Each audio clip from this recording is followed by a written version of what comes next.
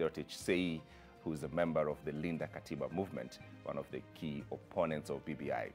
This is BBI, the final verdict. I'm James Smart. All right, as I had informed you earlier, I do have Martin Olo, who's a lawyer, and Gertich Sei, who's a member of Linda Katiba. Ladies, gentlemen, good morning. Great to see you early in the morning. Good morning to you, Good James, morning. and stop working as early in the morning. What do you expect? Martin, From let me today? start with you, yes.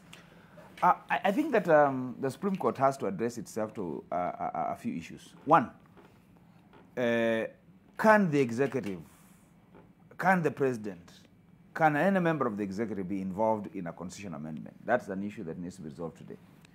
Two, are there parts of this Constitution 2010 that cannot be subject to amendment?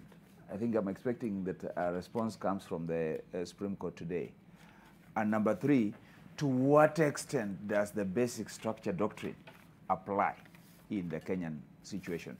Those, to me, are three questions that have to be answered. Of course, the one that is in there, which I keep saying is an esoteric argument, is Wanjiku. How can this so-called Wanjiku ever propose an amendment, argue it out, present it out to the public, and actually cause it to happen? So the so-called popular initiative, as the High Court and the Court of Appeal have talked to us about, I'm looking forward to the Supreme Court to tell me how Wanjiku can actually do it and eventually cause an amendment, the way we have been told that it's only Wanjiku that can do it. Right. Yeah. Gertich, what do you expect? Well, good morning. It's good to be here with all of you. Don't worry, I'm always up early, so you didn't wake me up too early. You know, in law and logic, I'm not expecting anything vastly different than what we have heard from the 12 judges of the Superior Courts. I think, and I agree, that there are some issues for me that I'll be looking out for. And of course, as one of the petitioners in the basic structure section of the petition, I'm very keen to hear what the Supreme Court will have to say about it, and to what extent basic structure exists as a fail-safe, as a protective mechanism to stop the cannibalization of the Constitution. The other issue that was also raised is a popular initiative. Can a state officer initiate a popular initiative, and what effect does that have on Wanjiku, on Wakenya? I'm also interested in the issue of presidential immunity and what that would mean. Can president, in essence, even though we are within this particular framework, end up looking and feeling and sounding like an imperial president because he or she is immune from prosecution? And another issue that I hope the Supreme Court will clearly address itself to is the omnibus versus specific question. That's quite nuanced, quite complex, and because this entire matter so far has been on threshold issues as opposed to specific substantive issues. The only substantive one that really came out was the 70 constituencies. I really hope that the Supreme Court will address itself to that and help us understand and cement these threshold issues for posterity, not just for the August 9th elections and the next dispensation, but for posterity. Do we feel like this is that constitutional moment, in essence, that it helps us to sort of clarify, crystallize the question about our Constitution and how, if we are going to change it, if we can change it, the process therein that is clear? Is this that moment, or still? It is, James. We've had several arguments. We have had street arguments. We've had High Court arguments. We've had Court of Appeal arguments. The Supreme Court has to rise today, has to emphatically state unequivocally its position on how the Constitution of Kenya 2010 can or cannot be amended. So yes, it is a constitutional moment if you look at it from the issue that no generation can ever tie any other future generation on a document that they then cannot amend. So it is a constitutional moment for us that this generation cannot tie future generations by arguing that this Constitution 2010 can never be amended because it has a basic structure to it that cannot be altered. That would be unconstitutional in itself, tying future generations on something that even future generations could want to change. Mm-hmm. Yeah. Gertich, You know, for me, and one of the things that basic structure has tried and continues to address is the issue of alteration versus amendment. And I hope that indeed the Supreme Court, excuse me, will address itself to this issue.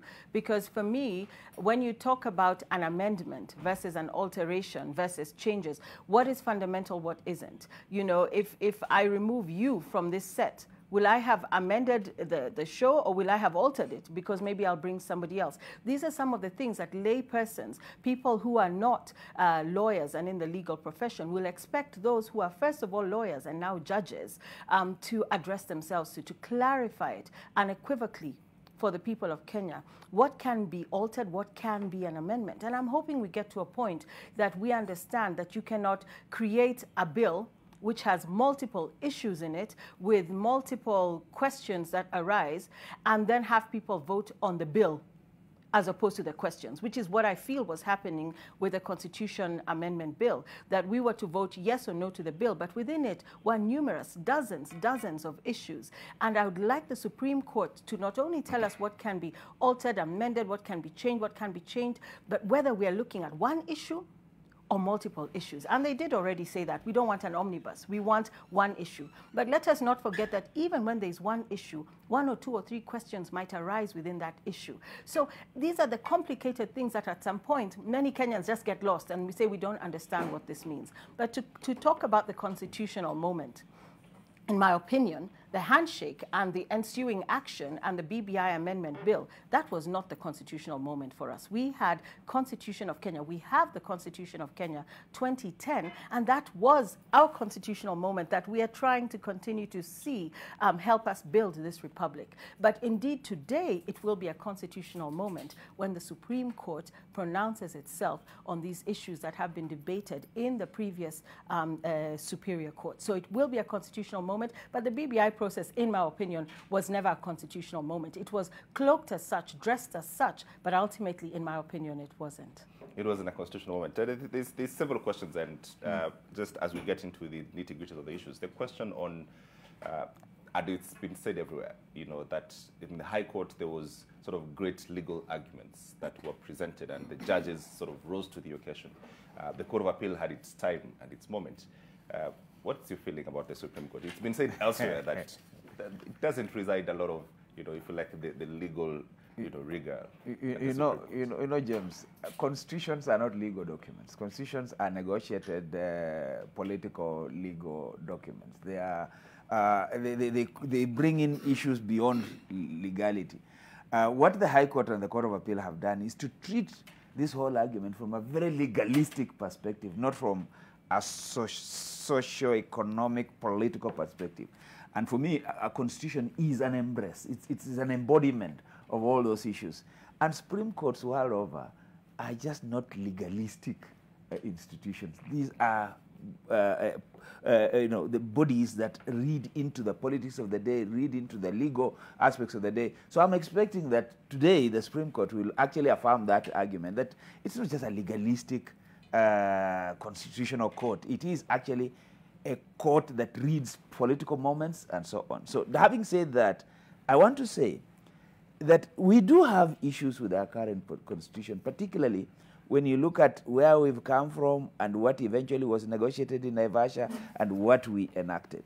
There is a problem in our constitution in terms of first past the post, FPTP, first past the post. So what we have said is that there is a realization that in a country that is so diverse, you know, in terms of ethnicity, when you say first past the post, the implications are dire, and this is where we've come from. So when you look at Jubilee as a government, it is two majority groups coming together and somehow having power and doing so at the exclusion of everybody else. Now, if you say BBI is not a constitutional moment, to me, this is the realization that we have a constitution that perhaps doesn't reflect our mosaic, doesn't reflect our diversity, doesn't actually realize that we are not that sophisticated, that once we have finished a process called first past the post, that we shall then wait for the next 5 years. We actually begin to negotiate and begin to wonder what just happened after the election and so on. In order for us to deal with ourselves, there is a need for us to look at ourselves again. And the place to start is that constitution. So for me, BBI wasn't just another of realization, but perhaps it was a political and a legal realization that we were having something that wasn't working for us. Let's bring in Ishmael Naribo to the conversation. Good morning. Welcome. Good morning. We are going through what we expect this morning. Just pick up your brain. Everyone else has told me what they... Yeah, I think this is that day when the country's apex court must reaffirm whether the power to interfere with the constitution the way it is belongs to the people or belongs to the president and the executive, or it belongs to the opposition, or it belongs to the elite. I think this is that day when the Supreme Court will come out clearly whether, anybody can initiate changes to the Constitution. But more importantly, can citizens themselves change the Constitution in the way in which they want? Whether it looks like they are interfering with the basic structure, whether it looks like they are going to interfere with the secondary structure, whether it looks like they are dismantling it or not, that is a very, very important aspect to be addressed by the Supreme Court. But in terms of how leaders are fused into the Constitution itself, can leaders have an interest in the way a document governing them is structured, in the way it is either limiting them from doing whatever they want to do, or should leaders be so subjected into every single legalistic or semantic statements of the leading document? I think these are some of the issues the Constitution will look at. But I am completely moved by the argument that the nation gets stalled by the leaders and elites looking at the particular legalistic interpretation of every document. That's why we don't move. When you look at policy documents, you look at the government rules, you look at the laws which are existing. We have so many laws in this country. The major problem has always been the legalistic, strict interpretation you give to a document. And then at the end of the day, you will find elites especially will say, but that is what the law says. And then we are left at a problematic situation. So we are looking forward to what Justice Koome and her team will be telling us from the Supreme Court, yes. All right, so today the Supreme Court renders its verdict on the constitutionality of the Building Bridges constitutional amendment push by President Uhuru Kenyatta and Azimio presidential flag bearer Raila Odinga. The train to Canaan by way of referendum was stopped in its tracks after the High Court and Court of Appeal both declared it a usurpation of the people's power. Olive Barrows reminds us just what is at stake. Thursday's Supreme Court verdict on the constitutionality of the Building Bridges constitutional amendment push could either drive the final nail in its coffin or infuse into it the breath of life. On the 20th of August last year, the Court of Appeal upheld the High Court's finding that the process was flawed, bringing the race to a referendum to a screeching halt. And after retiring to debate on the matter 2 months ago, the highest court in the land will deliver its verdict on Thursday. But will it be a little too late with the general election 4 months away? There will be no possibility of 70 new constituencies being voted for in the general elections. There will be no possibility of having Prime Minister position available during this period of running for the general election. But if BBI was to succeed, it would affect politicians, because politicians will start saying, we will create this. We won't see the formation of the 70 new constituencies that were proposed. And for me, that is a form of last-minute gerrymandering, and is a form, actually, if you're talking about keeping the peace, that would be a very unpeaceable process. But it's not just the predetermination of 70 new constituencies in the BBI Constitutional Amendment Bill that is up for scrutiny. The Supreme Court will also decide if the Constitution possesses a basic structure that can only be amended once the requirements for civic education, public participation, county assembly debate, and ultimately a referendum have been met. Can civil court proceedings indeed be instituted against the president for contravening the Constitution? Can the president initiate changes to the constitution? And was the IEBC quorate when it verified signatures in support of a referendum? And did it have the requisite legal framework in place? Even if the court agrees with a few and rejects a few, BBI is dead. Events have overtaken the BBI amendment bill, but it does not mean that it can't be implemented after the 9th of August. It will just depend on who has appetite to implement it. But as it so happens, it won't just be the BBI and President Uhuru Kenyatta on trial at Thursday's Supreme Court sitting. So will the judges. There are more political nuances when it comes to issues of the Supreme Court of the Republic of Kenya. So I am not in any way, shape or form saying that the Supreme Court is influenced by politics, but we have to be aware of the fact that nuances do exist. We would be naive to imagine that they would be completely immune to the vagaries of political will. Will the decision that will be made behind these walls on Thursday be the final word on the BBI, or with the impending general election, a case of a battle won but a war far from over? Olive Burrows, NTV. All right, let's pick up these conversations from where we left it. And I wanted to specifically talk about the question of the presidential power and the immunity of the president, and that whole conversation about, you know, if people in office have the right and capacity to change the constitution. The president, in all honesty, was pinned back by High Court and I think Court of Appeal that he should not have kickstarted this process. It appeared that he was leading this process, and it was wrong on many fronts, Martin.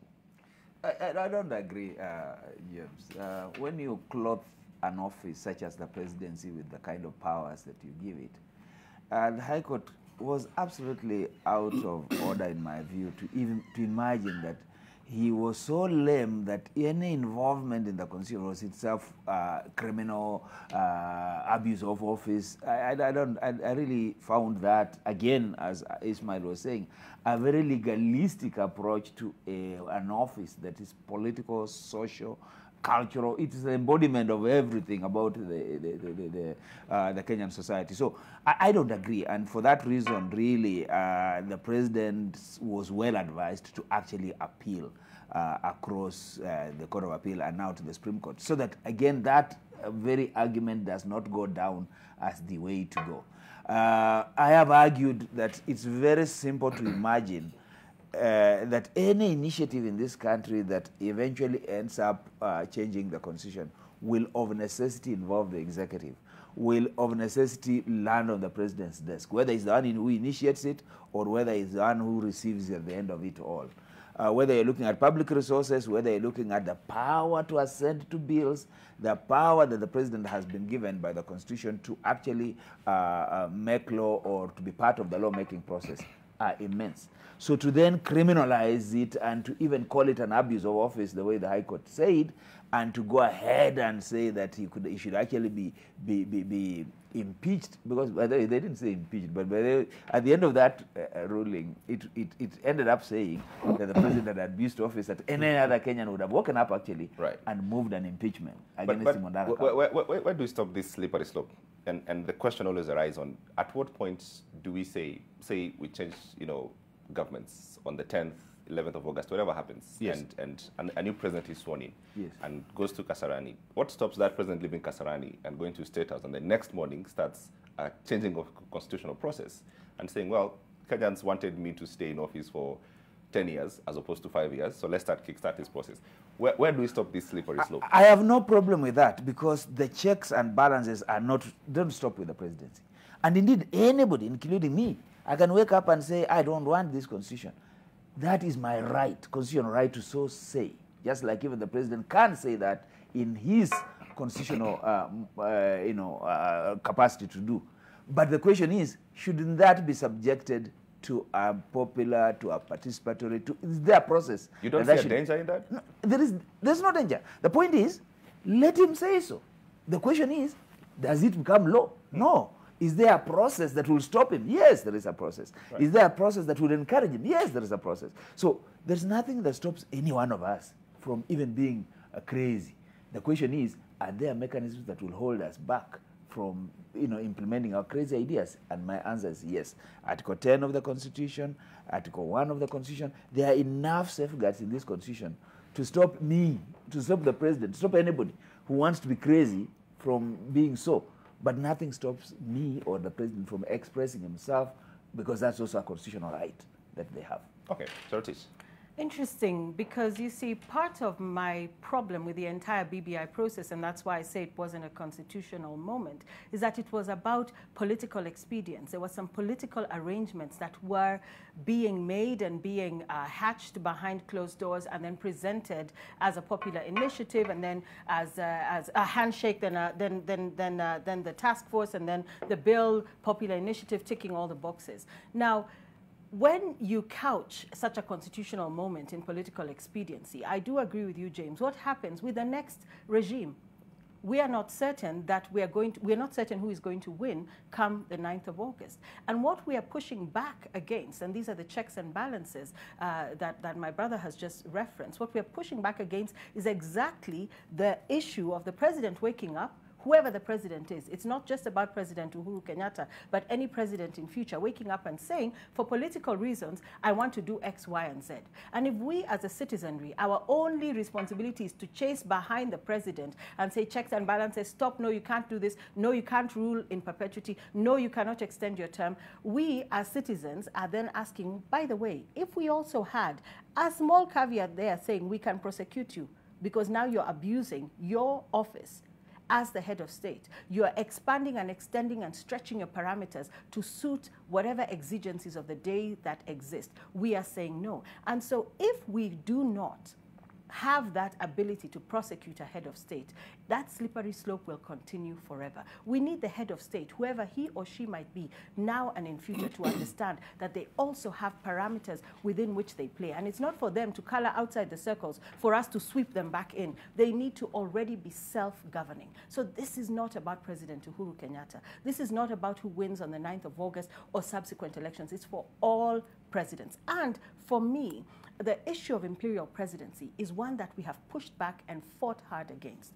If we create a space where a head of state is immune to prosecution, we have opened a back door for imperial presidency. So there is a high level of impunity that can exist. So if as Kenyans, we divest ourselves, which is difficult, and we are laypersons, so we can be political. We speak in chamas, in bars, in social gatherings, family meetings, WhatsApp groups. We are allowed to mix and match those issues. But for me, when it comes to the Supreme Court, I want them to stay within the confines of the law, because theirs is to be unambiguous, to be precise, to be clear within the ambit of the law, to set jurisprudence that will help we as the citizens, including those who are state officials and ordinary citizens, to understand what our parameters are. So I really think that it would be a travesty if presidents now going forward remain immune to prosecution. They should understand that they also, with the privileges they are given, have great responsibilities,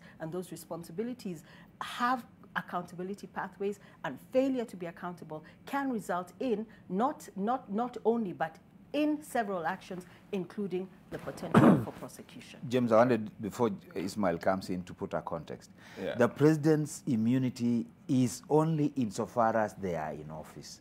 Beyond the office, the president is not immune to criminal, is not immune to civil. But while in office, that is world over a practice. So we don't want a situation where people will not take leadership because the moment you do this, you are in court. The moment you do this, you are in court. So this immunity is confined to while in office. Does it stop me from pursuing President Kenyatta after he's left office? No, we can, and it should. But while in office, they need to be protected. I see. Okay, smart. Yeah. You know, I think the issue is refusing to look at the history of where our country has come from. If you go back to 1992, the kind of skirmishes we had, you know, if you go back further to Moi's time, when there was only, you know, one-party system, the kind of problems we had. If you come to 2007, you see people fighting all over because they feel that, you know, and at that time, actually, it included the two friends who are now not friends anymore. They were saying the structure of leadership is not favoring anybody. I mean, it's just favoring some clique of people or a tribe. So then we come now to 2013 again, you know, a lot of fights. You come to 2017 again, you know, people are fighting. I mean, people are dying actually. People died. Numbers, over 1,000 people die, and then several people displaced. Then two people come up and say, look, I mean, if we go on like this, it will not be correct. So I look at the BBI High Court and Court of Appeal judgment as a reaction to a coming together of some two friends who really, a lot of people by that time felt they should not even come together. But those who know what leadership means and how countries disintegrated decided, if we go on like this, actually we will not have a country. So, can we shake hands? Yes, then they agree.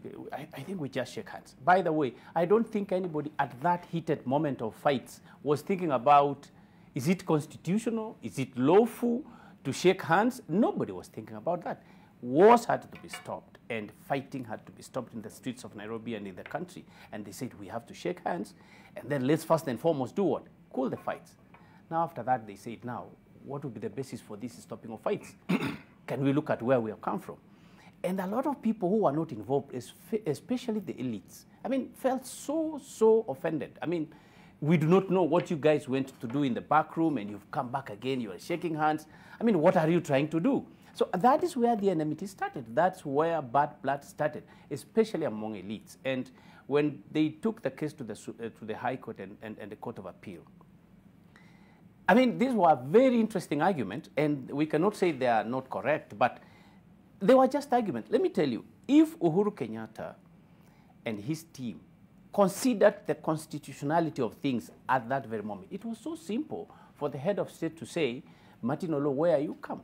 Cherotich, where you come? I want you to initiate a constitutional amendment. It was not difficult, by the way. If they viewed it as an unconstitutional approach, they would have asked me, as an ordinary citizen, to initiate an amendment, and they would have backed us 100%. But I think that the BBI judgments have been reactionary in the sense that there were a huge number of elites who were not included in the handshake. And so several, basic structure, what's happening all over the world in India.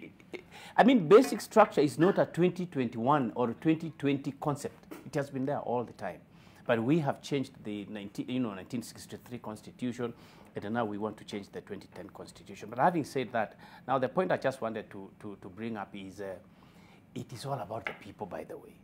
Even if the Supreme Court today rules that, yes, we affirm what has been decided in the Court of Appeal and in the High Court, citizens have still a chance to change the constitution the way they want going forward, because they will come together and say we want a referendum in accordance with the guidelines of the High Court judgment and Court of Appeal judgment. Right. And then they will say, now we will do a referendum, yes. And they will say, we do not want our president to be prosecuted. I mean, it is the people, by the way. Whether you say the judges have said this, that is okay, for guidelines purposes. But it is the people who can change the constitution. The only thing they have to do is to follow the right procedure. And now we will confirm today whether they followed the right procedure or not. But I want to go back to what my brother Olo said.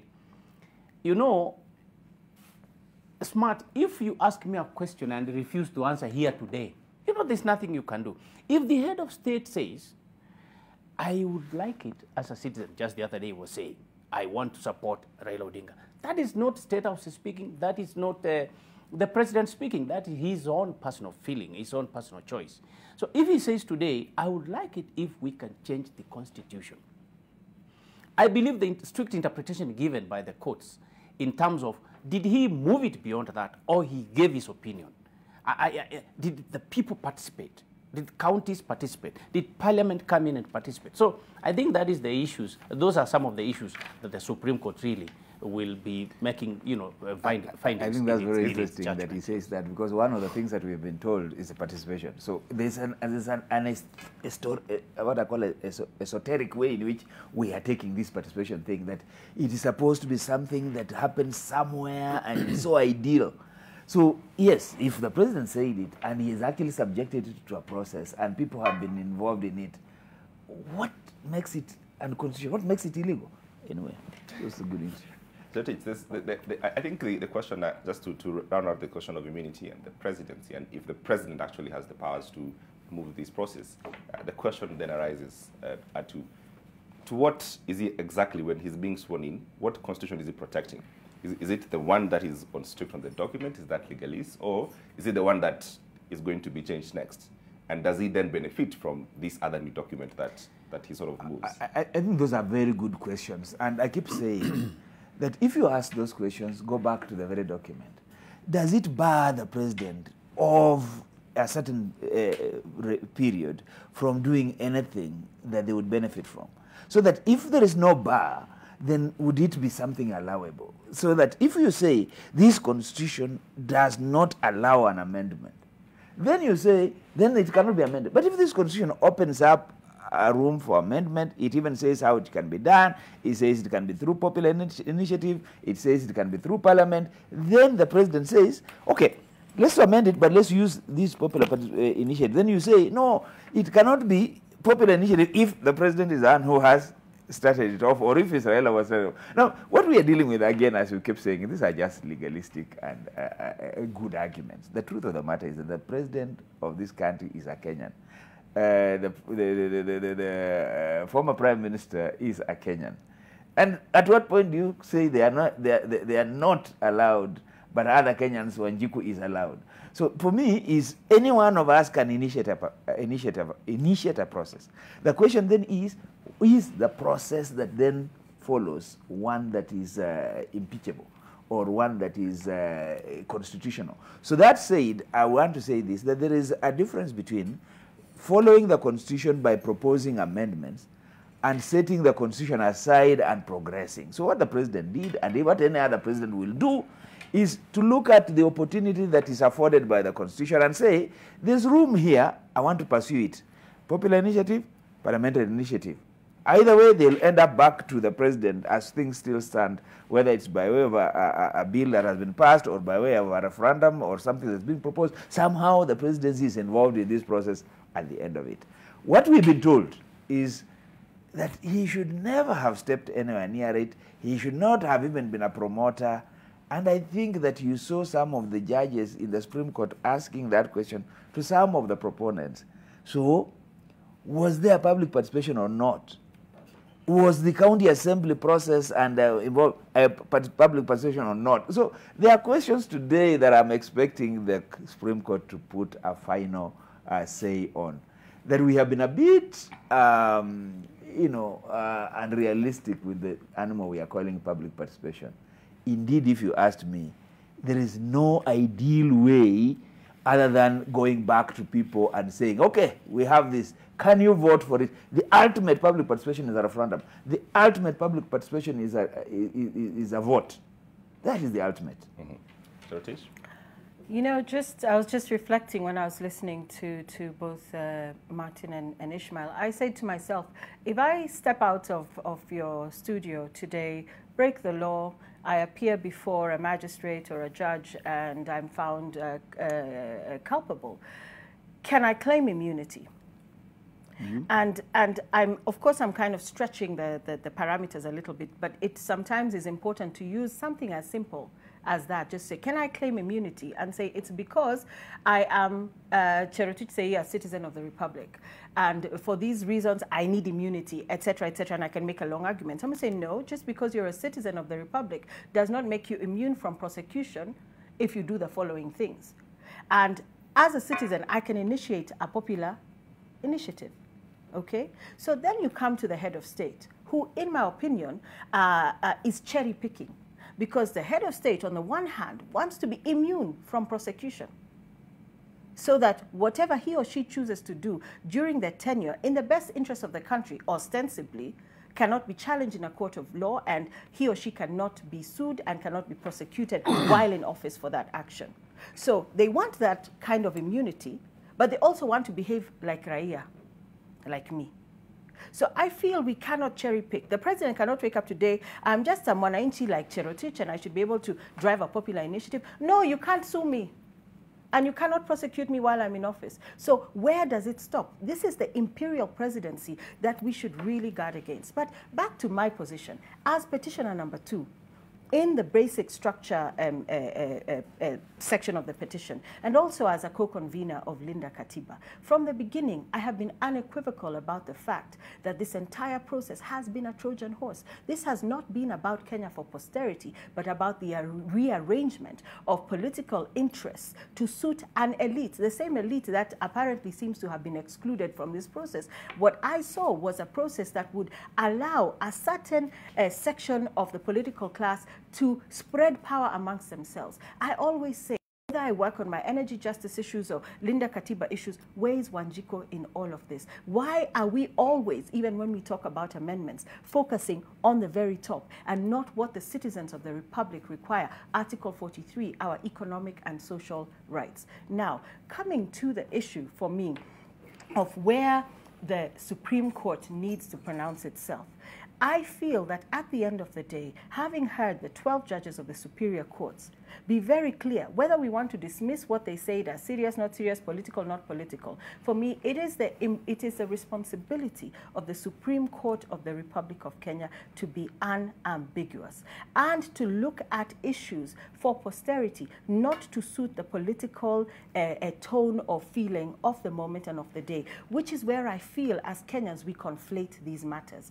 And if the Supreme Court, like I said, wants to engage in nuanced political interpretations of legal issues, then it might as well be us guys over here sitting here, and then we will determine, because we'll infuse a bit of the law, we'll infuse a little bit of society, we'll infuse a little bit of politics, and eventually come up with something that we need a Supreme Court that gives us the parameters on these threshold issues. And when it comes to amendments, I have never been against amendment of a constitution. You can amend something, especially when something is not fit for purpose. But the basic structure doctrine is talking about the difference between an amendment and a sheer alteration. And the BBI amendment bill was akin to repealing the Constitution. When you look at the dozens of issues that were raised, and the judges of the superior courts already pronounced themselves on this issue, and they said, look, you cannot introduce multiple issues. It cannot be an omnibus. You cannot bring 78 questions to be discussed and answered, and you answer to the bill in a referendum, yes or no.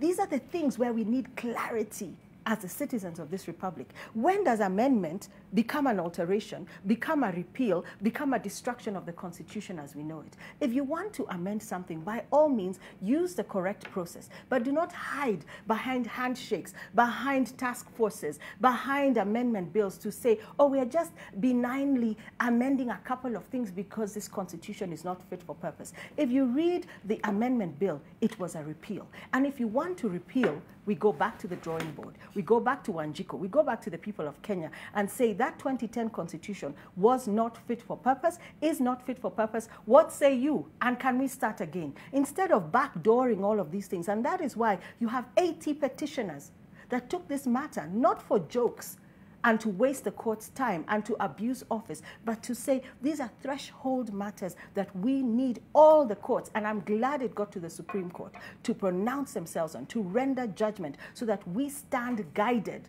as the citizens of this republic. I think when all is said and done, yeah. So when all is said and done, we must come back to this basic structure doctrine, because there is a way in which the petitioners are arguing that is not correct, that the basic structure doctrine protects the Constitution from being overhauled, from being actually set aside. So what we've done in the past, and it's been historical, 2010 actually overhauled our constitutional arrangements. So we want to come back to the question is, when you talk about basic structure, does it talk about the Constitution as it exists, or does it talk about constitutionalism away from the Constitution? I think that can be an academic exercise, but for me what is important is that the basic structure is we have national and we have devolved system. Was the BBI interfering with devolution? Was the BBI interfering with separation of powers? To the extent that it was, that is something we can talk about. But to say generally that this application is that these amendments, these alterations, this amounted to offending the basic structure doctrine is an argument that we must keep on advancing. Yeah, Smart, I am listening to my sister speak, and I can pick out a few items, especially. for example, if I start with the immunity of the president, the High Court now, the law we have today, this morning, is that the president can be sued in civil matters on his personal capacity. That's law. The High Court and Court of Appeal has confirmed that. Why? Because he's a citizen. He's an individual walking in the street in terms of any civil issues that he may go wrong. So tell me something. We can sue him as an individual, as a citizen, but deny him the right to make any comments about the Supreme Constitution and the Supreme document of our country. That is the absurdity, actually. If you look at, I call them the elites, they are actually they're just disgruntled that they were not part and parcel of the process of the handshake to date. By the way, without any bad feelings on anybody, the fact that Uhuru Kenyatta and Raila Odinga ignored the deep state, quote unquote, I know what I'm saying, the fact that they actually just came into a room suddenly without informing the rest, as they have confirmed that they were not informed, that is where jitters began. So they will now look for any legalistic language to ensure that they make all that handshake stuff fail. I want you to remember the news reporting in 2017. About 20 counties did not go back to the polls, the second polls in 2017. That's number one. Number two, the gentleman known as Fred Matiang'i was hot and roaring to go and arrest Raila Odinga after those disputed elections. Like, he was ready.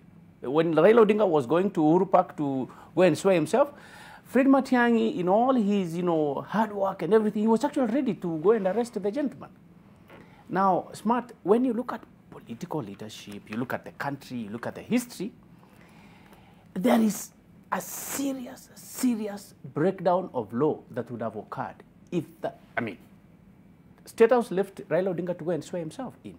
Because, when you are at that vintage or advantaged position, you know what the rest of the country does not know. So Raila Odinga and Uhuru Kenyatta came together to shake hands to save the nation. I think the only problem is they did not go deeper to consult the elites so that we would not have come to this, BBI, which excluded them. And then we go to the courts. Okay. It would have been very simple, actually. I want to come back to the question of elites, but first... I mean, political elites, Cheruti knows who are the political elites, but I will answer that if given the chance to say. All right. So today, Hola is a family on the 7 judges of the Kenyan Apex Court, led by Chief Justice and President of the Supreme Court, Lady Justice Martha Karambu Koome, as they deliver judgment on the Building Bridges initiative, whichever it will go. Pundits have opined that it will have a major impact on Kenya's political future. Wall-to-wall coverage of this important day continues. On NTV's Olive Barrows will be following proceedings at the Supreme Court. And now joins us. Olive, good morning. Big day, isn't it? We're expecting, I think, maybe in an hour or so, the judges to start delivering the judgment. Please, give us a breakdown of what's happening where you are right now.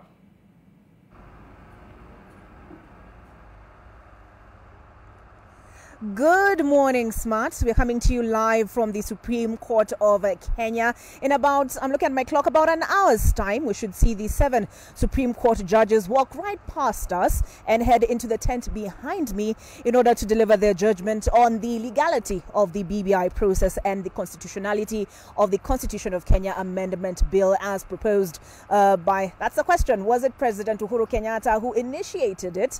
And but they did initiate the process towards the BBI by way of the handshake, him and Azimio leader Raila Odinga.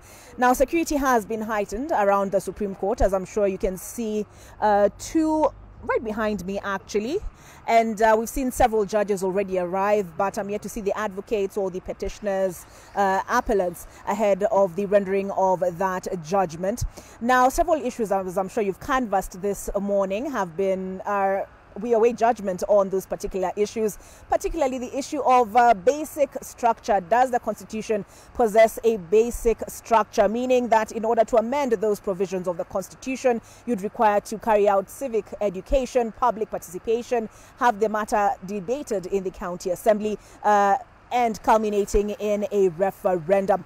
Now, the referendum that was envisioned as far as the Constitution of Kenya Amendment Bill is concerned was halted by the High Court and then by the Court of Appeal last year in August. Now, the Supreme Court in January for 3 days held hearings listening to the arguments for and against the BBI. And apart from the issue of a basic structure, some of what came up was the issue of 70 constituencies being predetermined in the document, Schedule 2, if I'm not mistaken. That may have been overtaken by events. There was also the question of the creation of the office or recreation of the office of Prime Minister. That may also have been overtaken by events as far as the August general election is concerned.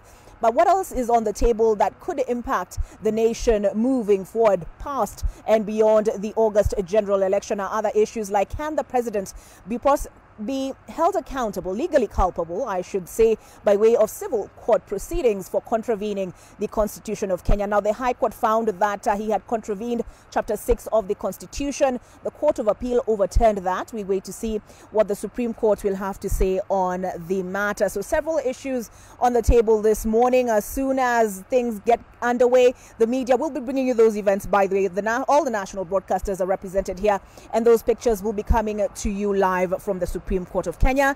Back to you, Smart.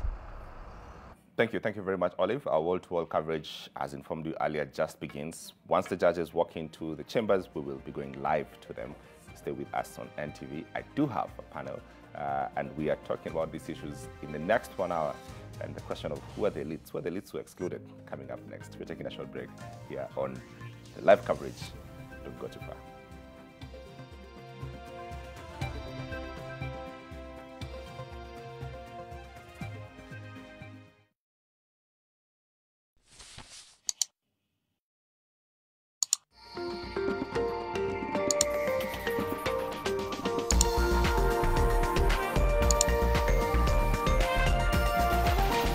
Hutoa madoa kutoka nguo za rangi kama red, yellow, blue, yani kala zote. Lakini ni specialist wa kutoa madoa kutoka nguo za white. There's a Toss for every laundry need. Toss ya tosha. I'm growing up, I'm growing into every moment. Thanks, Mom. So if Nurture the moment with Minute Maid Delight. Now available in tropical, orange, mango and apple flavors.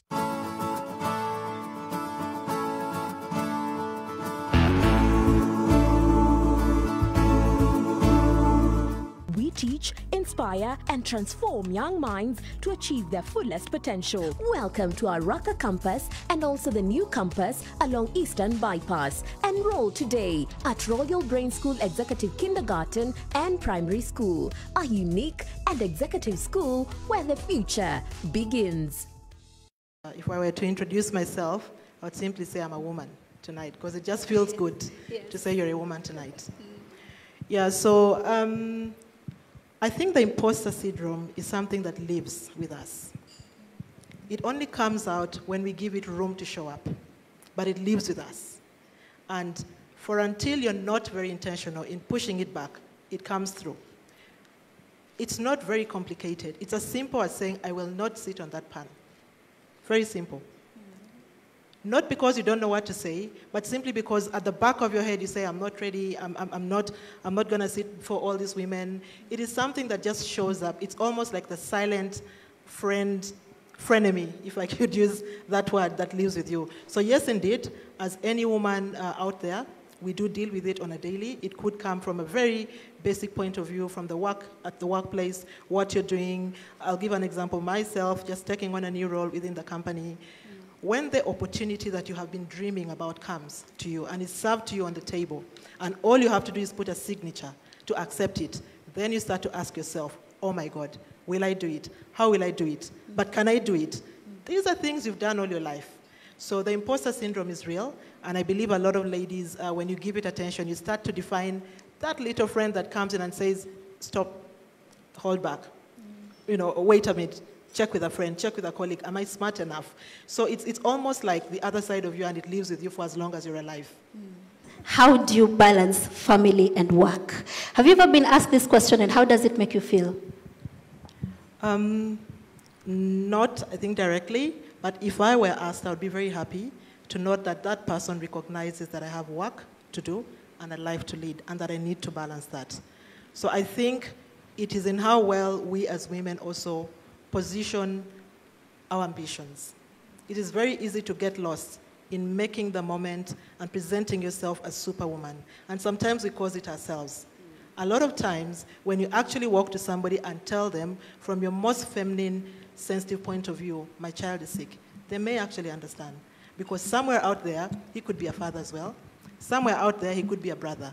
So I feel that sometimes, again, back to the imposter syndrome and that back voice that makes you feel like I need to prove that I'm 360 degrees, 7 days a week, I don't know, all year round. So you push yourself beyond. Yes, exactly, exactly. So I think in trying to come back to your question, it's very important that we as women also understand exactly what we want, even as we go for the interviews. Let people understand exactly who you are. My work capability is what has brought me to the interview. My interest is to do my work in a way that enables me to continue carrying on my role. If I said I have to drop my children to school every week, they'll possibly say, no, you can't do this job. How do we make it easy and break that bias? Because I believe there's a whole bias around work-life balance. It's complicated, it's a tough one, but I believe there's room to do that.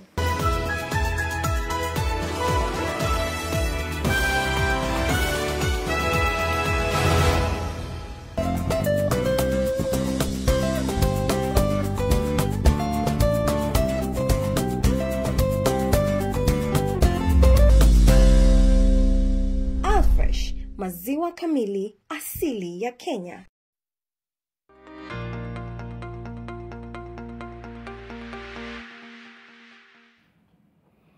All right, welcome back. You're watching the BBI Verdict. Now, let's cross live to the Kenyan coast and hear from Kenyans in that corner of the country. NTV's Kevin Mutai now joins us live from Mombasa. Kevin, good morning. What are people in Mombasa saying? What are they thinking about the just about announced Supreme Court decision? Good morning to you, James Matt. We are joining this broadcast from an area called Kisimani, just along the Malindi-Mombasa highway. And indeed, this is just another day when the country's justice system is expected to make a monumental judgment about the Building Bridges initiative. This conversation has been had several times from the High Court, the Court of Appeal, and indeed, a lot of Kenyans have had their own input about this particular initiative, and they believe some of them have had the idea that this particular popular initiative was initiated after the handshake between President Uhuru Kenyatta and the former Prime Minister Raila Odinga. And just to engage a few residents here to just get a glimpse of what they have to say about today's judgment, what they're expecting about today's judgment. Tafadhali ningempa ujitambulishe kwa majina, waitwa nani, alafu tupe kauli yako, watarajia nini kutokana na uamuzi wa mahakama ya juu. Kwa majina naitwa Abdalla Abdurrahman, MCM tarajiwa eneo la Ziwa la Ng'ombe. Maoni yangu kuhusu uamuzi wa leo, napendelea na naonelea kuwa BBI tupiliwe mbali, manake haimfaidishi Mkenya yoyote. Mkenya sahi akili yake na mgonga, ni vipi atapata elimu ya nafuu kwa mtoto wake, ni vipi atapata chakula ya nafuu kwa familia yake, ni vipi atapata matibabu ya nafuu kwa familia yake.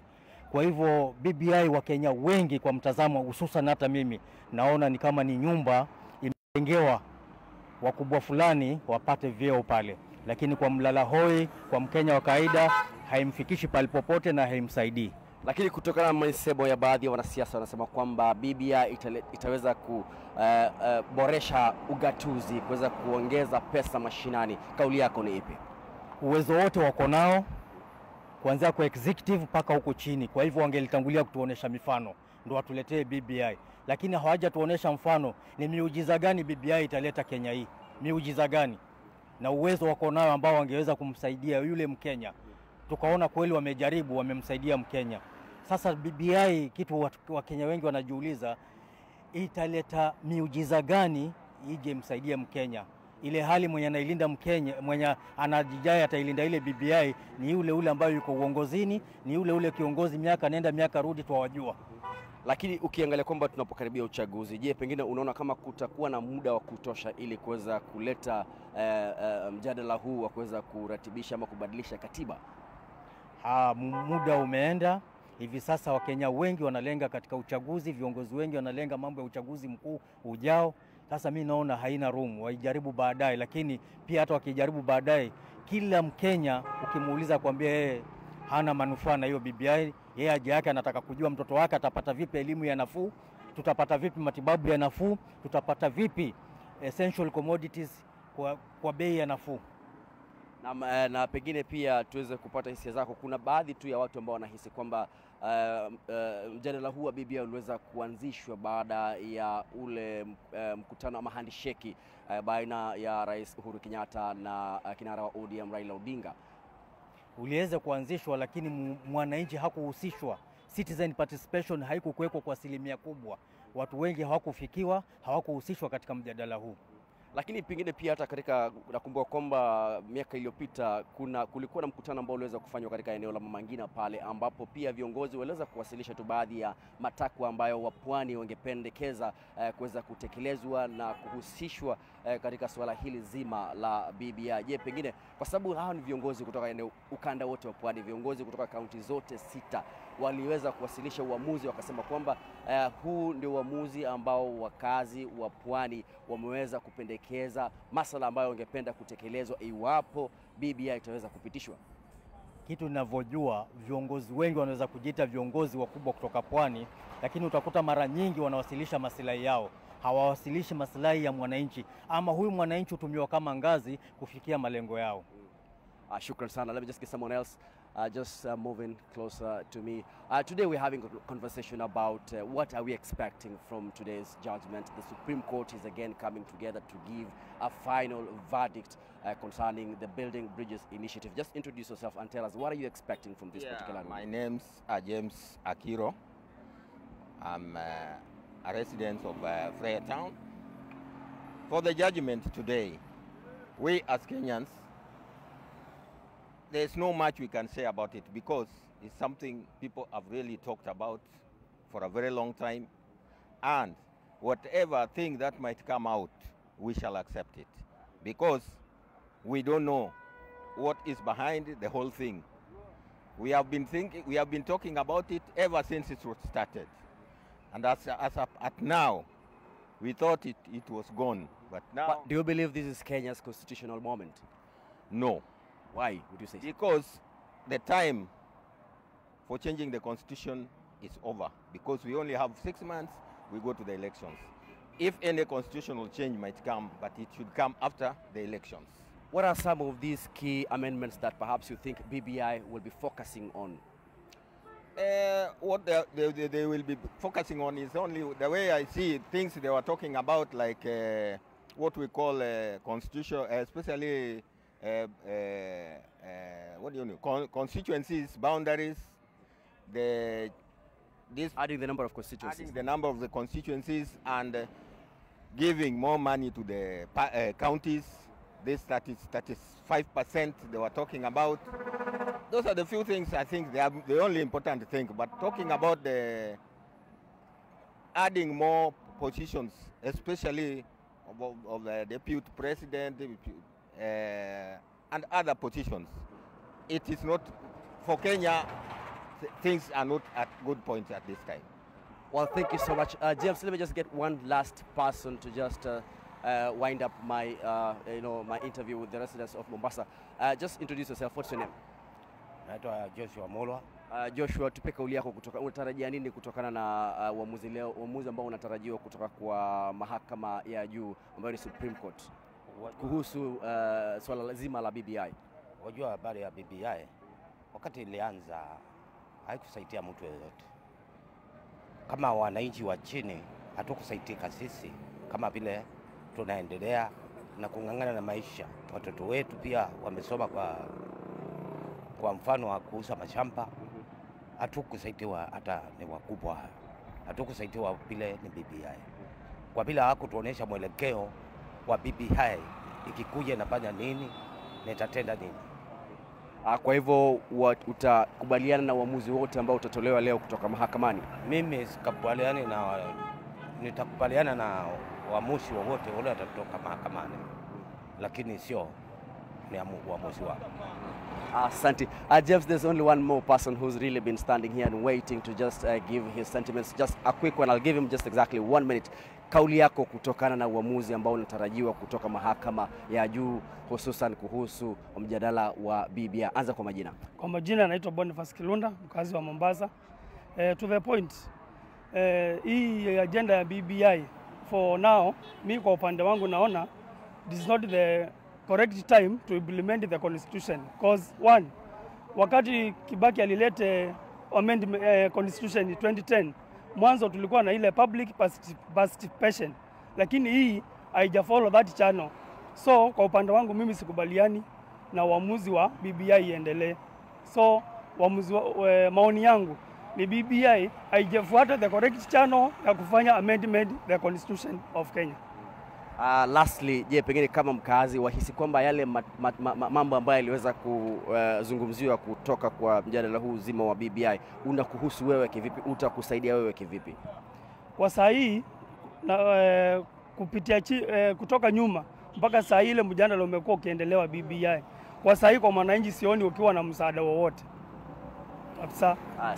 Well, definitely, James, we'll be following on what will be happening at the Supreme Court of Kenya, and definitely we will still be engaging the residents of Mombasa and concerning the outcome of judgment. So we are on standby and will still be coming back and sampling the views of the coastal residents as much as this particular issue is concerned. Back to you, James, in studio. Thank you, Kevin. Very interesting conversations there from the streets. But let me cross you now from Mombasa to another town. Let's take you to the North Rift, where our NTV's Lois Songo is standing by with Kenyans' expectations on the BBI process. Lois, good morning. What are you hearing? Good morning, Smart. It is a very expectant Thursday morning here in Eldoret town, and indeed the entire North Rift region, as the residents wait upon the Supreme Court's ruling later at from around 9 a.m. on matters BBI. But first, things first, let us sample a number of residents here to understand how they are looking forward to this day, what their contributions, questions and observations may be with matters BBI. Tuanze na mrembo, karibu sana, asante kuungana nasi katika NTV. Pengine utuambie majina yako kwanza, alafu leo ni ile siku Supreme Court inaamua mambo ya BBI. Wewe una matarajio gani ama una maoni gani? Tuanze kwa jina lako. Kwa majina naitwa Beth Mwangi. Maoni yangu, as per now the cost of living imekuwa juu sana. I'm not even expecting ati ruling ya BBI as per now. Ningekuwa naulizwa like vile living, yani vile life itapunguzwa, like the cost is high, everything is high, kila kitu iko juu. Mimi hata I don't care. Yeah, as in kwangu I make sense. Yeah. So ina maana ikifika muda ambao Supreme Court wataenda kutoa ruling yao, wewe utaendelea na shughuli zako za kawaida, hautakuwa ukifollow up pale NTV, pale kwa social media spaces. You really do not? Hapana. Siwezi kuwa nikishughulika kwa sababu I have to like nafaa nitafute my own living like pesa kwanza. Hata ini make sense as per now. Yeah. Asante Catherine. Pengine tupate mwingine mzee. Za asubuhi, habari zako zikoje? Alafu tunataka uweze kutupa maoni yako. Leo Supreme Court inatoa ruling ya mambo ya BBI, iendelee ama isiendelee? Pengine maoni yako. Kwa majina naitwa Isaac Wekesa. Mimi ni mkaaji wa Eldoret. Kwa mambo ya BBI na High Court, Supreme Court, kwangu mimi maoni yangu BBI ilikuwa ni nzuri. Kwa sababu ingekuwa inateremsha pesa kutoka juu ikileta mashinani. Ila tu shauku yangu ni kwamba wale watu wenye wanasimamilia hizo pesa ambazo zilikuwa BBI inakusudia kuje mashinani, na tuko kwa hii election hii. Ningependa wananchi wanapoenda kupiga kura waangalie vet candidate, kwa sababu unapochagua kiongozi muofu utarajie pia maisha yako itakuwa mbovu. kiongozi mzuri ataleta atachangia maendeleo na atasimamilia pesa yako vizuri, kwa sababu zile pesa zenye zinakuja kwa counties ni zile pesa zinakuja ku strengthen maisha ya mwananchi. Na mzee, kutoka mida saa 3 tutawaona pale pale Supreme Court ruling hiyo ikienda kusoma ama ikienda kutolewa. Wewe utakuwa umeacha shughuli zako kidogo unafuatilia, ama utakuwa unahakikisha vipi unapata information kuhusiana na masuala ya BBI kama unavyosema unaiunga mkono iweze kuendelea? Mimi nitaendelea na kazi yangu kama kawaida, nikitarajia kwamba kama koti itaamua ya kwamba imerusha nje, huenda labda process haikuwa nzuri, tutakubaliana nayo. Na pia nayo wakisema ni nzuri, warekebishe mali, pia tutakubaliana nayo. Whichever way. Na umeweza kunieleza kwamba kitu ambacho kinakuvutia sana na masuala ya BBI ni kuongezeka kwa fedha hapa, fedha za ugatuzi. Tumekuwa tukiona fedha za ugatuzi pia zikiweza kufika. Pengine umeweza kuwa satisfied na jinsi ambavyo fedha ambazo zinafika za ugatuzi zimetumika, huku ukitarajia makuu kutoka kwa BBI? Pesa za ugatuzi, kuna wale viongozi wamesimamilia vizuri na kuna wale kidogo wamesimamilia vibaya. Hasa kama hii kaunti ya Uasin Gishu, ukitembea unaona kazi imefanyika. Na ningependa sana vile hiyo pesa ingeteremka huko chini, tupate vile gavana wetu anaondoka, tupate tena gavana mzuri wa kusimamilia pesa za kaunti. Gavana wetu amefanya kazi. Ukitembea huku ndani unaona hospitali, unaona kuna vitu amefanya. Shukran. Pengine tupate mwingine. Mzee, tuanza kwa majina yako, alafu tueleze unafanya shughuli gani ya kila siku ya ujenzi wa taifa. Kwa majina mimi naitwa John Kamau. Kwa majina mimi naitwa John Kamau. Mimi ni mkaaji wa Uasin Gishu. Na kwa maoni ya BBI mimi sioni muhimu ya BBI, kwa sababu saa ile kitu tukiangalia uchumi wa nchi imeporomoka.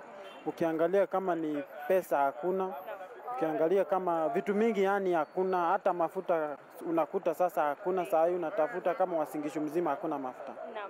Na pengine ulikuwa na nafasi ya kuelewa masuala ambayo ama mapendekezo ya marekebisho ya katiba katika BBI. Na je, kuna kitu ambacho kwa hiyo ndani ya BBI hakikufurahisha na ndio maana hupigi upato mswada wa marekebisho ya katiba wa BBI?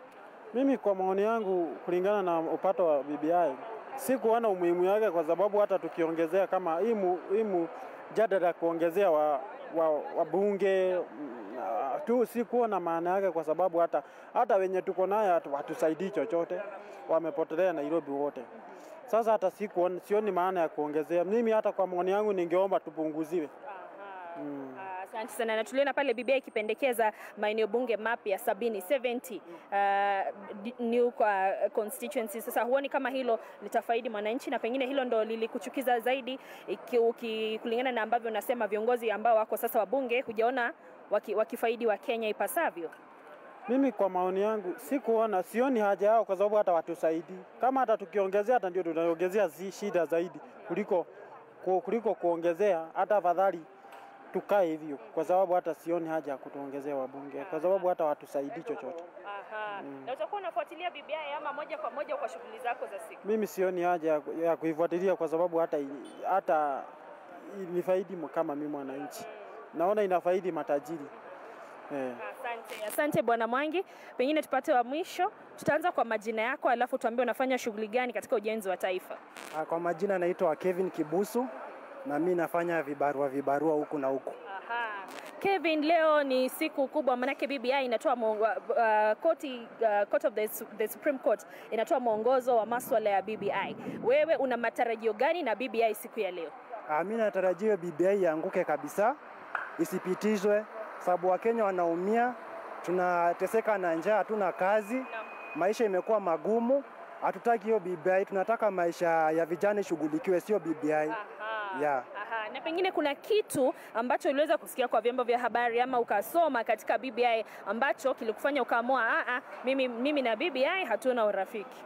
Yenye nilisikia ni ya kwamba inataka kuongezea rais mamlaka zaidi na haina jukumu ya Mkenya wa kawaida.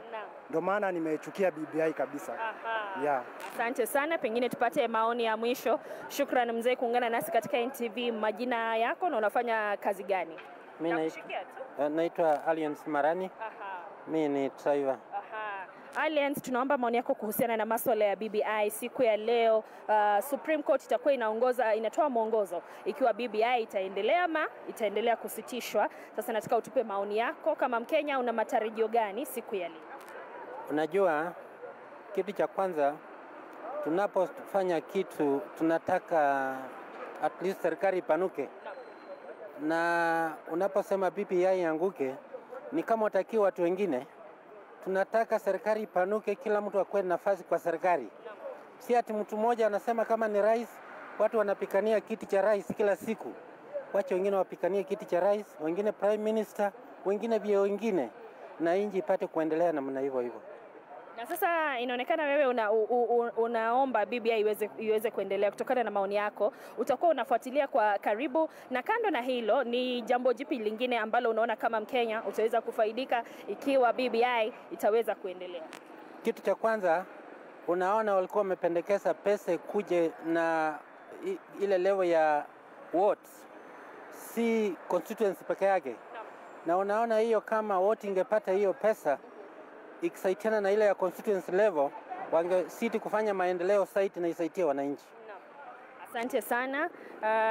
James, those are some of the contributions from sections of residents here in Eldoret and in the North Rift. And as the Supreme Court takes to the benches, there will be a number of areas that the residents here will be keen to note the rulings that will be submitted on. Amongst them is the executive's role in constitutional amendment. The residents here will also be looking to get a way forward from the Supreme Court on the basic doctrine structure, also the presidential legal culpability, and also the predetermination of 70 new constituencies, the minimum number of IEBC commissioners, and also the framework to be used in verification of signatures. And these are some of the areas that the residents of Uasin Gishu and indeed the entire North Rift will be looking into. We come back later after the ruling with questions, contributions, and observations from the North Rift. But for now, back to you in Nairobi, James.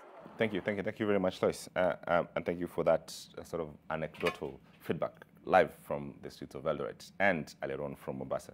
Let's start with you, Ishmael. It does appear that there's a section, the country is in a place, it's in a moment, and people are really disconnected from this constitutional process, if you like, and rightly so. There's the questions of elections coming up.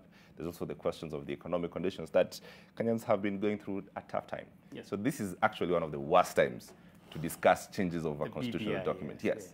And I mean, citizens are very honest by the way they are looking at their problems. I was laughing when that lady Mwangi was saying, I mean, it will not concern me what's going on.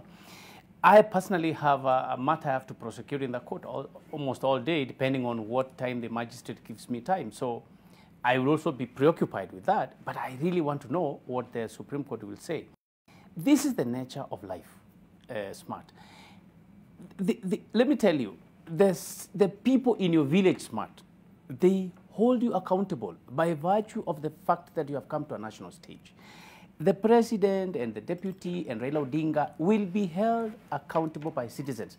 It is not easy to find such people being supported ordinarily in the street, because the feeling is they are the people who have the resources, and the way they are distributing the resources does not, benefit the mashinani, residents. So it is not unusual to say citizens are saying, I mean, I don't care, I don't know what BBI, I don't know what. But the leadership and governance, the tools and apparatus that the leaders must use so that they can now redistribute resources back again to mashinani is something not easily understood by the ordinary citizens, and that is why you will see them telling you they do not at all give a damn what happens with the BBI. But Smart, then from an understanding point of view, as citizens who have gone to class, who are exposed to these things, the truth of the matter is the leadership is telling you that we need some form of rearrangement and reorganization of the government and the way it runs for us to be able to deliver those results that you are asking for. So I understand I understand the citizens what they're saying, but there's another element to this, especially, as I say, the political elites, and clearly we all know the political elites. They have come in waging war against themselves. They have come in putting a sword of division and separation and saying, you know, the kind of poison citizens have been given about the BBI, I agree entirely. I think the BBI Secretariat and the movers went overboard when they decided arbitrarily that we need 70 constituencies. I mean, this should be a responsibility of the IEBC. At least they should be involved. We agree on some of these issues. But in terms of saying that for example, the Health Commission, you know, the Health Commission was thrown out of the BBI process, and now I have seen online petitions requesting that it must be in place. So you see, citizens ordinarily will say, I am hungry. Now, let me give you an example. We had a KEMSA scandal, which was honest, you know, open corruption. But I have just recently, I think 2 days ago, read what's happening in the United States. The President Biden is actually saying that there was enormous theft of COVID funds. That is United States. You can see it's all over in Google. You can check, actually. And so when you look at your problems individually, you should try to compare what is happening in the rest of the world, so that you don't crucify your own mother, your own brother, just locally, when these are problems across the board. Now, US, you know, Italy, you know, Europe, they are complaining about, you know, increase of prices in fuel. We are complaining about the increase of prices in fuel. Here, it is because of Uhuru Kenyatta and Raila Odinga, and probably William Ruto for some people.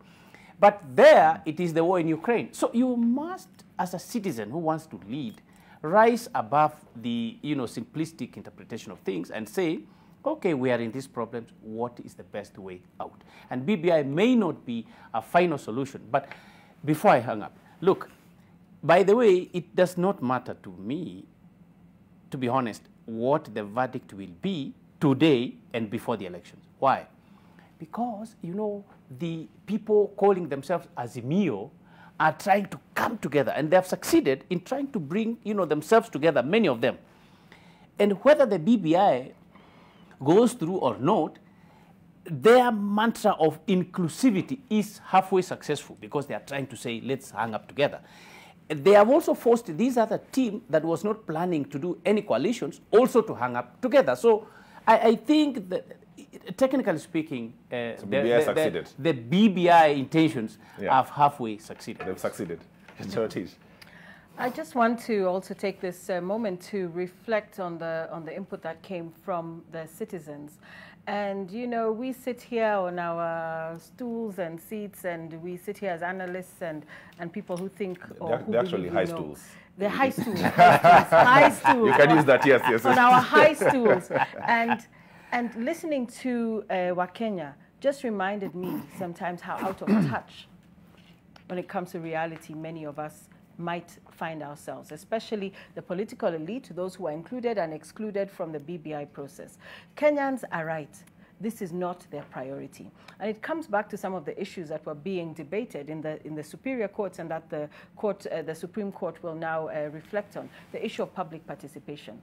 You remember with lightning speed how quickly the county assemblies passed the bill, and it moved to the National Assembly. Had there been meaningful public participation, some of these issues would have arisen.